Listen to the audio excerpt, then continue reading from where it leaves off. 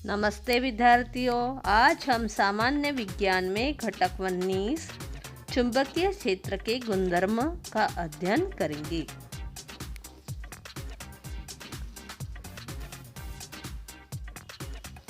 लोहा, कोबाल्ट और निकिल के मिश्र धातु से चुंबक बनाया जाता है। लोहा, निकिल, एल्यूमीनियम और टाइटेनियम की मिश्र धातु निपरमैग से चुंबक बनाया जाता है। इसी प्रकार एल्यूमीनियम, निकिल और कोबाल्ट से बनने वाली चुंबकीय मिश्र धातु अनिलको है। चुंबकत्व।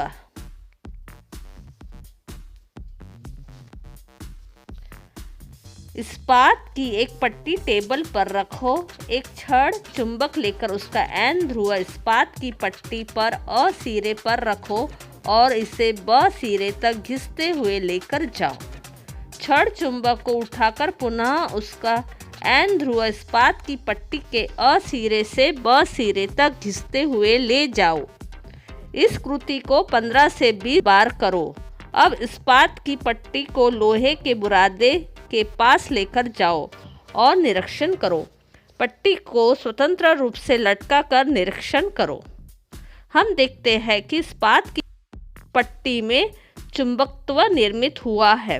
चुंबकत्व निर्माण करने की इस विधि को एक स्पर्शी विधि कहते हैं।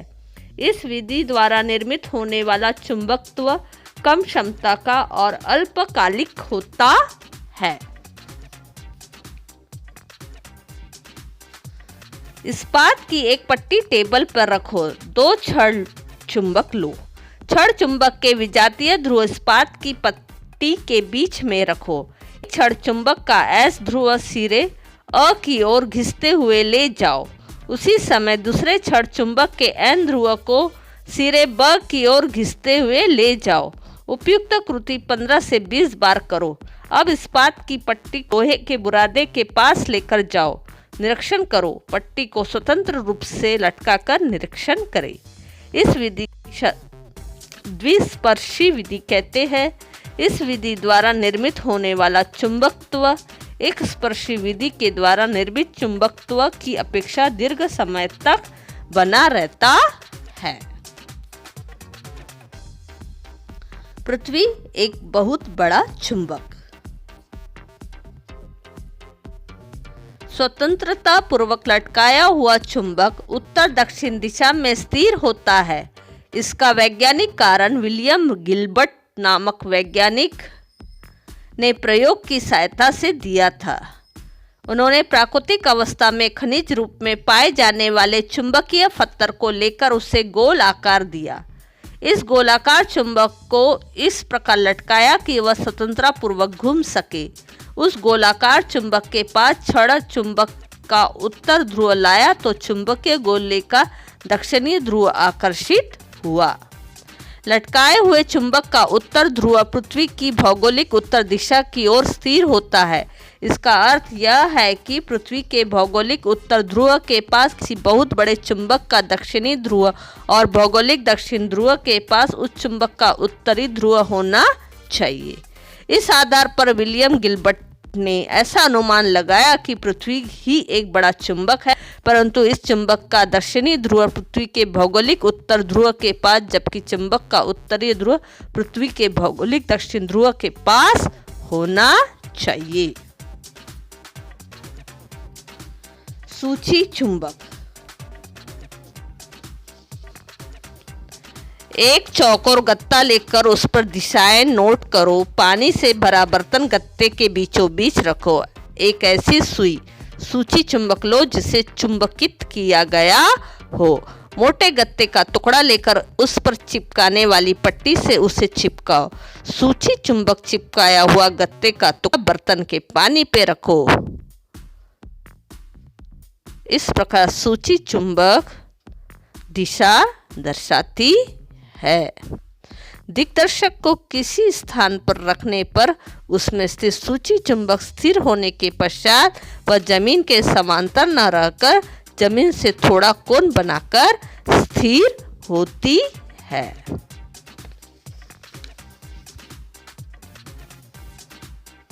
चुंबकीय क्षेत्र। एक क्षण चुंबक और कुछ आलपिन लो। चुंबक और आलपिनों को इतनी दूर रखो कि वे एक दूसरे से ना चिपके। अब चुंबक को धीरे धीरे आलपिनों के पास ले जाओ। आलपिनों के चुंबक की ओर आकर्षित होने का निरीक्षण करो। आलपिनों से दूर रहने पर भी चुंबक आलपिन अपनी ओर खींच लेता है, अर्थात वह कुछ दूरी से भी परिणामकारक है।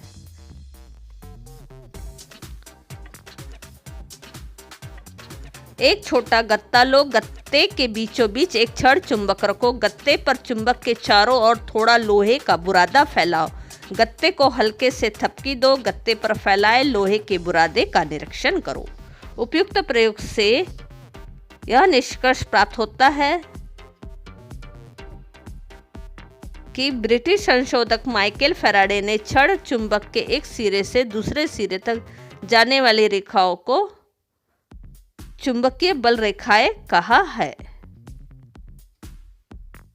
चुंबक के चारों ओर जिस भाग में वस्तु पर चुंबकीय बल कार्य करता है उसे चुंबकीय क्षेत्र कहते हैं। चुंबक के चारों ओर इस चुंबकीय क्षेत्र को चुंबकीय बल रेखाओं द्वारा दर्शाया जा सकता है। एक इकाई क्षेत्रफल वाले किसी भाग से उस भाग के लंबवत दिशा में कितनी बल रेखाएं जाती है, उस आधार पर उस भाग में उपस्थित चुंबकीय क्षेत्र की तीव्रता ज्ञात होती है।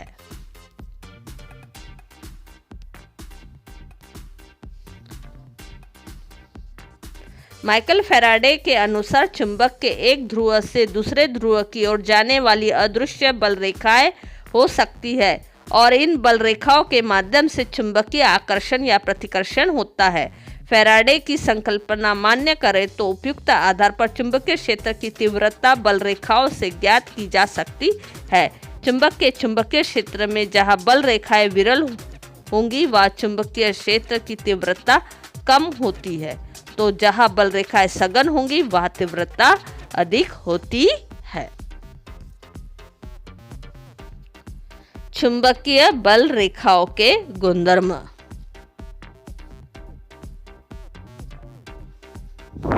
बल रेखाओं की संकल्पना प्रस्तुत करते समय प्रेक्षणों के अनुसार सभी परिणामों की संतोषजनक सत्यता परखने के लिए उन बल रेखाओं के कुछ गुणधर्म होने आवश्यक है। यह माइकल फैराडे ने स्पष्ट किया। चुंबकीय बल रेखाएं काल्पनिक जोड़ है। फैराडे ने चुंबकीय आकर्षण और प्रतिकर्षण का स्पष्टीकरण देने हेतु यह संकल्पना प्रस्तुत की। चुंबकीय बल रेखाएं हमेशा उत्तर ध्रुव से दक्षिण ध्रुव तक जाती है। यह दक्षिण ध्रुव उसी चुंबक का या किसी दूसरे चुंबक का भी हो सकता है।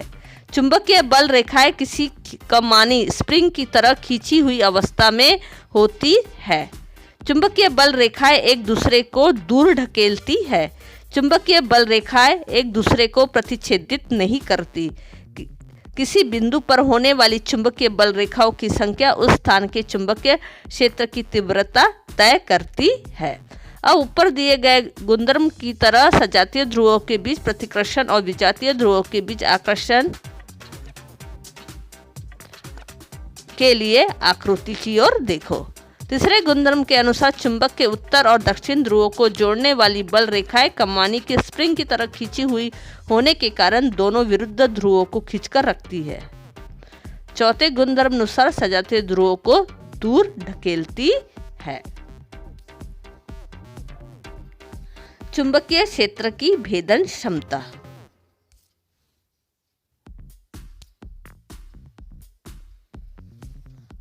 कुछ आलपिन मेज पर फैलाओ। इन आलपिनों के ऊपर की ओर कुछ अंतर पर एक गत्ता पकड़ो। एक क्षण चुंबक गत्ते पर रखो और निरीक्षण करो। अब चुंबक गत्ते पर इधर उधर हल्के से घुमाओ और निरीक्षण करो। गत्ते के स्तर बढ़ाकर यह कृति दोहराओ और निरीक्षण करो। प्लास्टिक की पारदर्शक बोतल में पानी भरो। पानी में कुछ आलपिनें डालो। एक क्षण चुंबक बोतल के समीप ले जाओ और निरीक्षण करो। बोतल के समीप थोड़ी दूरी पर चुंबक को हिलाओ और बोतल का निरीक्षण करो।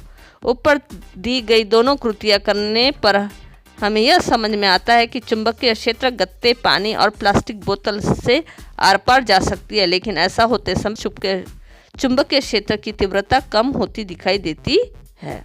एक बड़े उथले बर्तन में पानी लो, प्लास्टिक के किसी ढक्कन में छड़ चुंबक रखकर उसे पानी की सतह पर हल्के से रखो। किसी सुई या आलपिन में चुंबकत्व निर्माण करो। चुंबकत्व प्राप्त यह सुई किसी मोटे गत्ते के छोटे टुकड़े पर चिपकाने वाली पट्टी की सहायता से मजबूती से लगाओ। चुंबकत्व प्राप्त हुई सुई मोटे गत्ते के टुकड़े के साथ पानी में चुंबक के पास रखो। सुई किस दिशा में जाती है इसका निरीक्षण करो।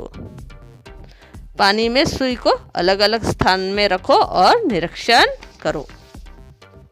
धातु शोधक यंत्र। इन यंत्रों का कार्य विद्युत चुंबक पर आधारित होता है। महत्वपूर्ण स्थानों पर धातु शोधक यंत्रों का उपयोग किया जाता है। हवाई अड्डा, बस स्टैंड, अति विशिष्ट मंदिर, इमारत, इन जगहों पर प्रवेश करने वाली हर व्यक्ति की जांच करने के लिए इन यंत्रों का उपयोग किया जाता है। बहुमूल्य वस्तु ढूंढने के लिए तथा अन्य प्रक्रिया उद्योगों में गलती से लोहे की वस्तु अन्य पदार्थ में मिल गई हो तो वह स्वास्थ्य के लिए हानिकारक होगा। इसी कारण धातु शोधक यंत्र मेटल डिटेक्टर का उपयोग किया जाता है।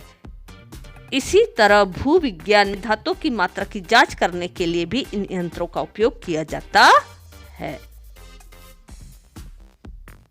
धन्यवाद।